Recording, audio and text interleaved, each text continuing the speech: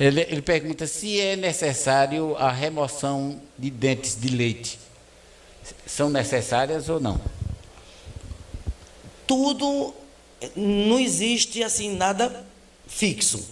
Geralmente, normalmente, os dentes descidos, que a gente chama os dentes de leite, eles caem por si só. Ou se não, a mamãe, o papai pega um paninho e puxa, ou pega uma linhazinha e puxa. Por quê? Porque quando o dente permanente vem, o dente de osso, que o povo chama, permanente vem, ele causa uma reação química, ele não vem comendo outro dente. E essa reação química vai descalcificando a raiz do dente de leite e vai sumindo a raizinha, porque o dente de leite tem raiz, viu, gente? É engano dizer que não tem, tem e grande. Só Aí que vai, ele vai sendo descalcificando, né? Aí por isso que ele fica só presinho na gengiva. Aí o que acontece? Às vezes, o dente permanente, ou de osso, que o povo chama, não veio na posição certa. Então, quando ele vem, ele não vem fazendo uma reação, que é uma reação inflamatória, diretamente na raiz daquele dente. Aí não consegue, vamos dizer, descalcificar. De uma forma bem simples, eu estou falando para entender. Aí fica Por isso chama aquele dente entramelado, que o pessoal chama. Exatamente, ele veio fora da posição. E também por defeito de tamanho de arco dentário, muitas vezes. Aí quando ele não consegue, vamos dizer, dissolver aquela raiz por completa, o dente descido vai estar com a raiz, então ele vai ficar duro. Aí o que vai acontecer? O outro vai continuar descendo. Ele está fora da posição, então onde ele tiver espaço ele vai descer. Então, nesse caso, aí a gente diz ao pai e à mãe, orienta, porque se acontecer isso, aí ele vai ao dentista, a gente tira o dente de leite. Muitas vezes nem é preciso fazer intervenção ortodôntica, em alguns casos a gente ensina uns exercícios para ajudar na movimentação do dente, só com a língua da criança. A gente ensina e vai à normalidade. Tem casos não. Porque tem casos que a pessoa, além de ter o problema do desalinhamento entre o permanente e o descido, também tem problema de tamanho de maxila. A maxila é mais apertada, então quando ela é mais apertada diminui, aí não tem espaço para os dentes saírem todo no arco. Aí por isso que sai aqui em cima os dentes tramelados. Que chamam é o tramelado, espaço, né? Que não tem. É o espaço que não tem, que não são tramelados, né? Eles estão apinhados. É apinhado. Aí tem que usar o quê, nesse caso? No caso, a gente vai ver por que eles estão apinhados. Sim. Será porque ele tem um tamanho de osso que é pequeno para o tamanho dos dentes dele? Sim. Será porque ele tem uma atresia da maxila? Acontece muito essa atresia da maxila, quem respira pela boca, porque o palato vai afundando, isso aqui vai apertando, aí vai diminuindo o arco, né, que a gente chama a atresia. Aí a gente vai estudar o caso. Tem casos que a gente começa a resolver, porque hoje não é muito comum, João, como do meu tempo. Eu acho que eu fui privilegiada, desculpa os meus colegas de hoje. Quando eu comecei, porque eu fiz ortodontia há mais de 10 anos, né? Estudei ortodontia há mais de 10 anos. E antes, nós fazíamos ortodontia, aquele botar o aparelho, juntamente com outra cadeira, chamada ortopedia dos maxilares. A gente conseguia resolver muito problema dentário só com aparelhinhos móveis. Hoje não é muito comum. Porque, assim, uma coisa ruim que acontece na odontologia, a mercantilização, aquela coisa frenética do dinheiro. E, assim, muitos pais acham que só vai fazer efeito se tiver ferro na boca. Desculpe o nome, né? Se tiver o ferrinho. Aquele. E não.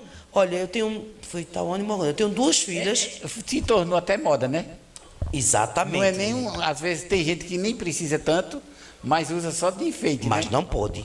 Né? Isso gera um problema sério. E a ligazinha, uma ligazinha que tem, como é o nome que se dá aquele ali? É os elastiques. Nós chamamos de elastiques. Ele funciona bem também? Funciona, porque ela tem a função de prender o fio na lenda. Porque assim, cada pecinha metálica daquela, ela tem como se fosse uma valinha. Como se fosse deixa eu dizer, uma bica. Entre. Só que a gente vê a posição de como tem que ficar o dente. Então, quando aquele fio vem, ele vai passar às vezes meio torto. Por quê? Ele vai forçar para o dente vir para o normal. Sim. Por isso que você tem que estudar aquilo bem direitinho. E também saber o quanto de força você pode colocar. Você não pode colocar. Aí regula de acordo. Aí todo mês a gente vai vendo quem é que vai entrando e vai. Por isso que é mensal. Porque nós estudamos, né? E sabemos que nós só fazemos uma laminazinha de osso com entre 28 dias permanente, que o dente não volte. Então, se você. Então, 28 dias é um mês. Então, por isso que as manutenções são mensais, de mês em mês. Anne Beatriz Inácio Mendes, entende? O nome é grande. Tá dando boa noite. Boa noite para você também. Boa noite. Viu? E Pedro, como sempre, caba bom. Qual a importância da odontologia no pré-natal?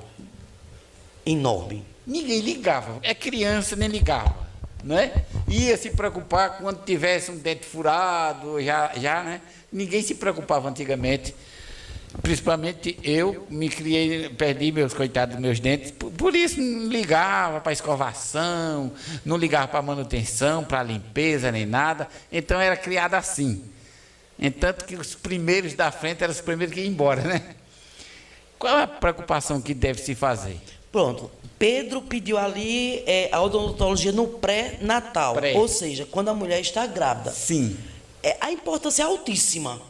Tem como já prevenir isso? Não existe contraindicação de atender mulher grávida. Nós temos alguns cuidados. Assim, os porque eles não têm dente ainda, né, os bichos? Não, a gente primeiro trata da mãe. Sim. Por que a gente trata da mãe? Por quê? Porque já pensou uma mulher grávida passar 9 meses com dor de dente? Eita. A dor, ela produz o quê? Quando você sente muita dor, liberação de cortisol, de adrenalina. E esses hormônios fazem com que haja elevação de pressão arterial. Eu não quero que uma mulher tenha pressão arterial alta. Então, se ela não sente dor, vai evitar que ela tenha aumento na sua circulação de agentes que levantem a sua pressão. Outra coisa, a mulher que grávida, ela fica mais sensível a ter inflamações devido à variação hormonal que ela tem. Então, ela pode inflamar e infeccionar muito mais fácil a gengiva. Vai ter aquele mesmo problema de ter uma microbiota que ela vai estar deglutindo, que vai estar jogando na corrente e se instalar nos principais vasos e válvulas cardíacas e das artérias e arteríolas dela. Não é? Outra vantagem que você tem, quando você começa a cuidar da mãe, você começa a despertar também o cuidado que você vai fazendo com que ela perceba que o mesmo cuidado que a gente tem que ter com ela, ela vai ter que passar para o filho. O filho, né? Vai criando uma responsabilidade. Exatamente. A mulher grávida ela não pode ter infecção. Uma das coisas que a gente mais tem medo, e a gente luta, as enfermeiras, as guerreiras daí, que lutam com essas mulheres que fazem pré-natal, é que elas não tenham infecção urinária. Então, eu tenho que diminuir o máximo possível de germes que possam vir a contribuir à formação de infecção urinária. Então, a mulher grávida ela tem uma importância muito grande em se manter. Outra coisa, não é só do hormônio, não. Você sem dor, com dentes bons, você vai se alimentar melhor, porque você vai poder mastigar melhor. E quando você mastiga melhor, bem os alimentos, você aproveita, você ajuda seu organismo a absorver os nutrientes essenciais do seu organismo. Por quê? Um exemplo, o nosso organismo, ele é elaborado as substâncias para absorver. Um exemplo assim, carboidrato, que são os açúcares, que açúcar não é tudo que é doce, inhame é carboidrato, é açúcar. Cacheira, tudo isso é carboidrato. Arroz. A gente tem algumas enzimas que digerem. Mas vocês sabiam que muita gente come depressa, engole o feijão? Vocês já viram que, assim, isso é assim, eu estou falando num termo científico, tá, gente? Não estou querendo tirar diminuir o valor da informação. Você já viu que tem gente quando vai ao banheiro, já observou que tem um carocinho do feijão inteiro? Que não foi feita digestão, né? Não foi feita a digestão. Por quê? Engoliu, né? Porque aquela casquinha do feijão, ela é celulose. ela é vegetal. E o ser humano não digere celulose. Então, aquela massinha dentro do feijão, você não aproveitou nada.